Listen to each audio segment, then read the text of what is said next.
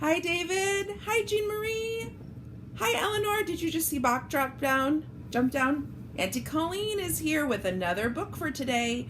And this book is a long one, and it's a special book about a special train that goes to the North Pole.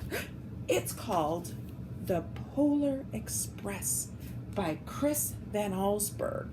Do you see that big train? And do you see this shiny thing on here? This is a medal. It's called the Caldecott Medal, and it means that this book got a special prize for having beautiful pictures. So let's read The Polar Express. I think you both have this book at your house.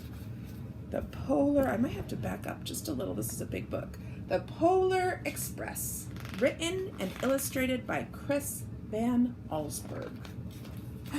The Polar Express.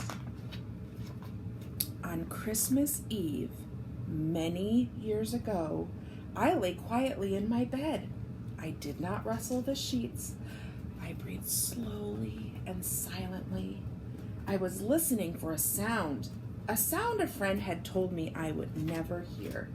The ringing bells of Santa's sleigh. There is no Santa, my friend had insisted, but I knew he was wrong. Later that night, I did hear sounds, though not of ringing bells. From outside came the sounds of hissing steam and squeaking metal. I looked through my window and saw a train standing perfectly still in front of my house. Look, that's in front of his house. It was wrapped in an apron of steam. Snowflakes fell lightly around it. A conductor stood at the open door of one of the cars. He took a large pocket watch from his vest and looked up at my tiny window. I put on my slippers and my robe. I tiptoed downstairs and out the door. All aboard, the conductor cried out. I ran up to him. Well, he said, are you coming? Where? I asked. Why? To the North Pole, of course, was his answer. This is the Polar Express. I took his outstretched hand and he pulled me aboard. The train was filled with other children, all in their pajamas and nightgowns. We sang Christmas carols and ate candies with nougat centers as white as snow. We drank hot cocoa as thick and rich as melted chocolate bars. Outside, the lights of towns and villages flickered in the distance as the Polar Express roared northward. That's right. Soon, there were no more lights to be seen. We traveled through cold, dark forests where lean wolves roamed and white-tailed rabbits hid from our train as it thundered through the quiet wilderness. Do you see the wolves? We climbed mountains so high it seemed as if we would scrape the moon. But the Polar Express never slowed down. Faster and faster we ran along, rolling over peaks and through valleys like a car on a roller coaster. The mountains turned into hills, the hills to snow-covered plains. We crossed a barren desert of ice, the great polar ice cap. Lights appeared in the distance. They looked like the lights of a strange ocean liner sailing on a frozen sea. There, said the conductor, do you see the lights? Is the North Pole. The North Pole. It was a huge city standing alone at the top of the world, filled with factories where every Christmas toy was made. At first, we saw no elves. They are gathering at the center of the city, the conductor told us. That is where Santa will give the first gift of Christmas. Who receives the first gift of Christmas, we asked. The conductor answered, he will choose one of you. Look, shouted one of the children, the elves!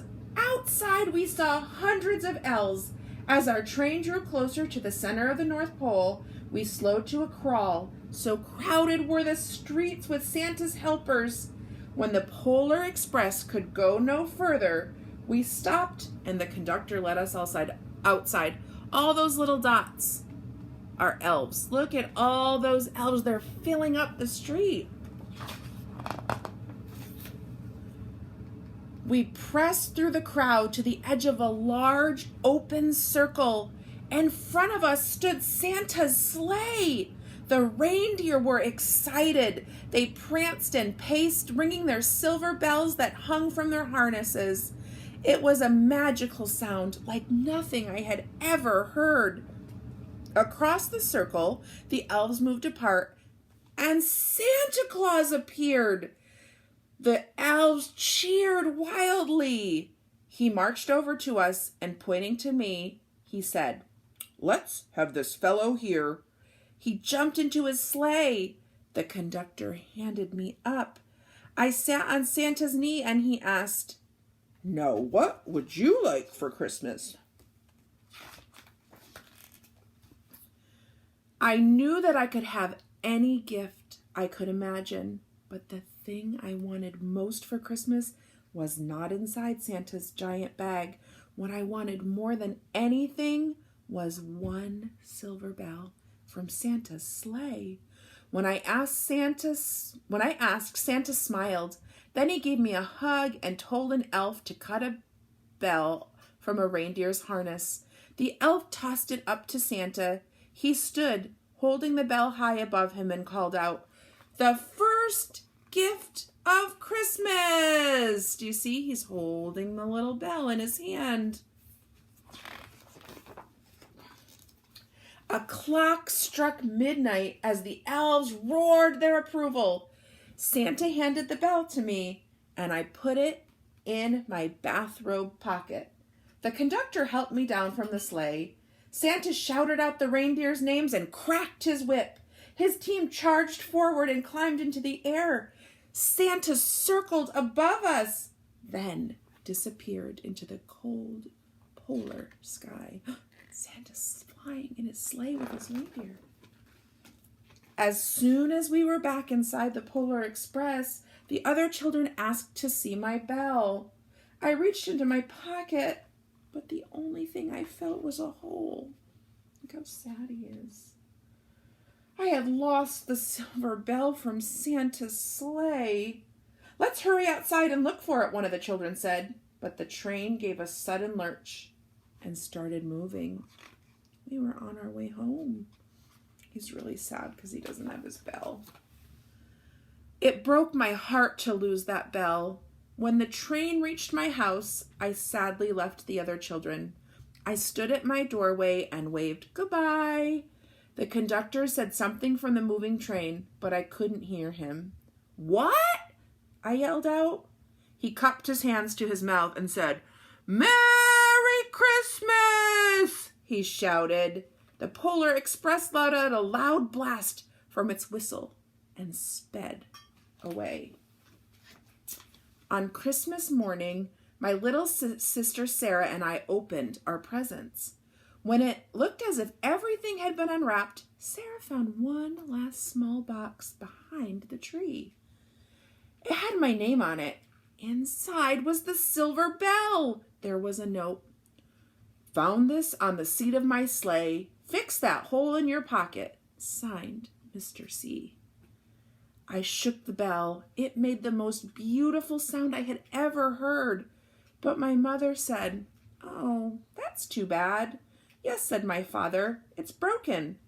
When I'd shaken the bell, my parents had not heard the sound. It's a magic bell. At one time, most of my friends could hear the bell, but as years passed, it fell silent for all of them. Even Sarah found one Christmas that she could no longer hear its sweet sound. Though I've grown old, the bell still rings for me, as it does for all who truly believe. Do you see the bell? And that is the end of the Polar Express. Oh, look!